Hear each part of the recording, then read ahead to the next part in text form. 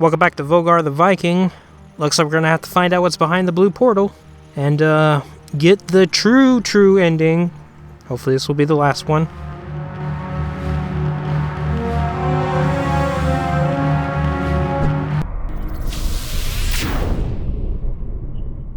What a strange place, full of fluorescent fauna and chests that are appearing out of nowhere.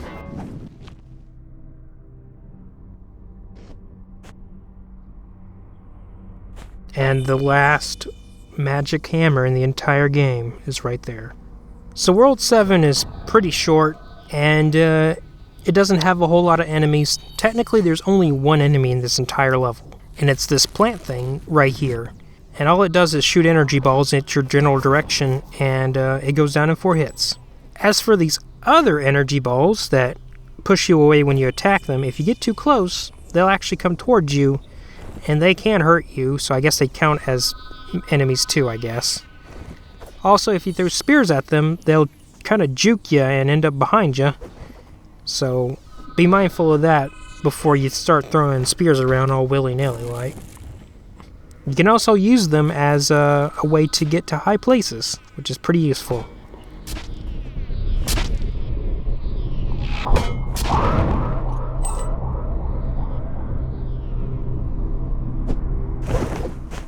Well, looks like I'm not getting a no-death run here, but oh well, I can deal with it. I just wish I didn't die in such an embarrassing way. So continuing on where we left off and pretend we didn't die. So the way that these things work is every time you attack them, they reset your spin attack. So that way you can get in an extra jump to get around.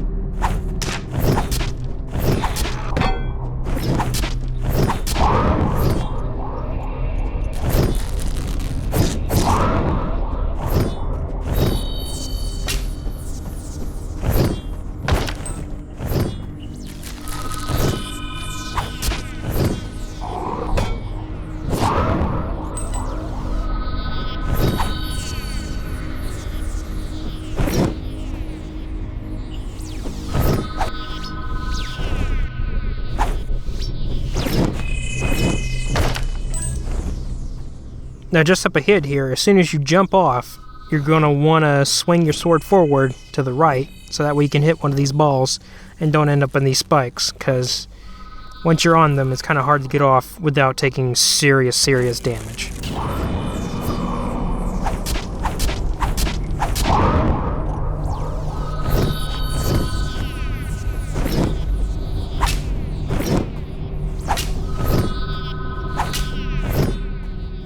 And that is the end of the first and only part of this level. It's time for the boss.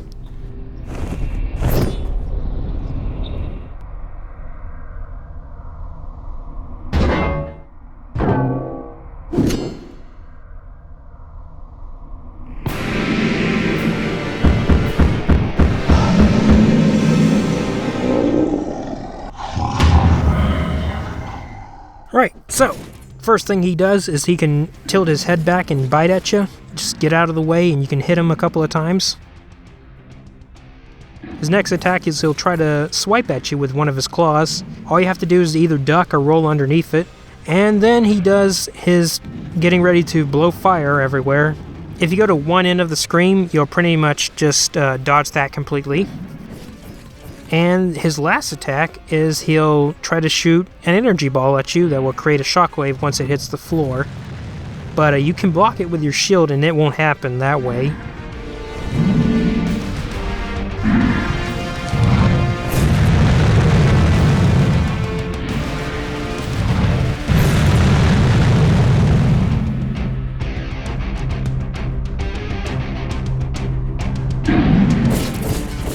So one of his biggest vulnerable spots is once he's winding up to do his fire breath attack, you can throw a spear into his hands and you can stand on that, and when he pulls his hands up, you can just swing at his face non-stop and pretty much kill him right there.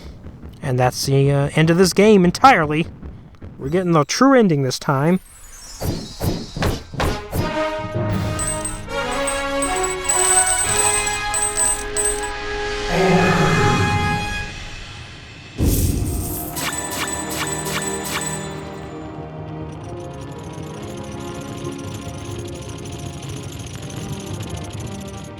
And that is a lot of gold, tell you what.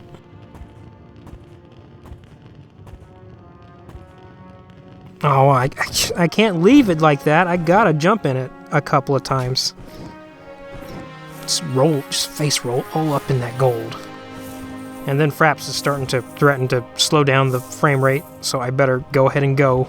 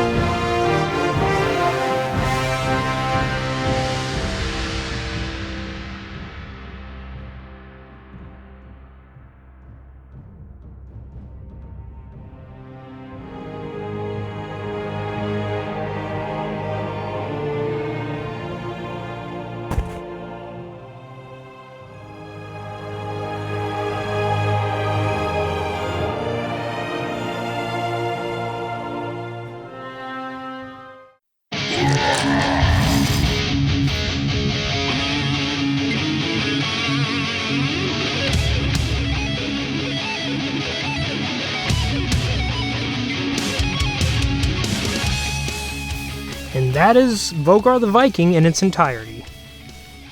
I really like this game in its entirety, and there's not a whole lot I don't like about it. It came out right around the time when I was just getting so sick of all these games that were just trying to take you on this cinematic ride for whatever reason to tell you their stupid-ass story that will span over a bunch of sequels. And then this game came out and I immediately fell in love with it. It is basically the game that I always wanted. It's a challenging game that is pretty much at my speed. It's not very fast like Super Meat Boy or other games like that. It's very slow, very thought-provoking, and I really enjoyed this reminiscing on old arcade classics, and I hope to see more from this studio, Crazy Viking Studios. So, I guess now is the time to thank everyone for participating in the thread, and all the backers that backed this project, and Crazy Viking Studios for making this game. And I hope their next product that they turn out will be very successful, just like Volgarr the Viking. And that's it. I hope to catch you guys whenever I do another thing next time. See ya.